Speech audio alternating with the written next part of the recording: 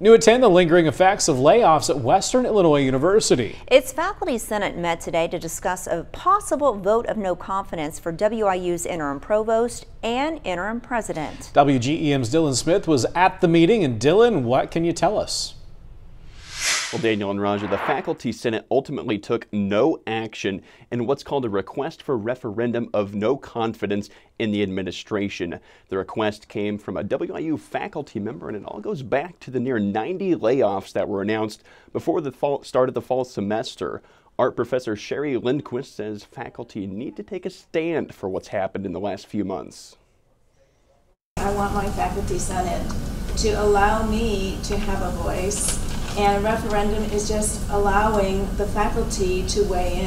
And I don't feel like you should obstruct a referendum. But just because it fell through with the Faculty Senate tonight doesn't mean a referendum of no confidence is off the table entirely. If it receives signatures from 20% of the eligible faculty, it would then begin the process of what Lindquist is asking for. One English professor isn't for the referendum because he feels it's misdirected. The impetus is coming from the board.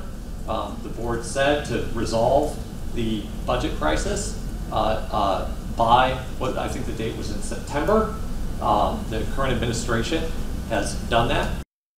Several of the Faculty Senate members did acknowledge what they felt was a lack of transparency with how the layoffs were carried out, but they still aren't in favor of a referendum and don't believe there's anything to gain from it. Daniel.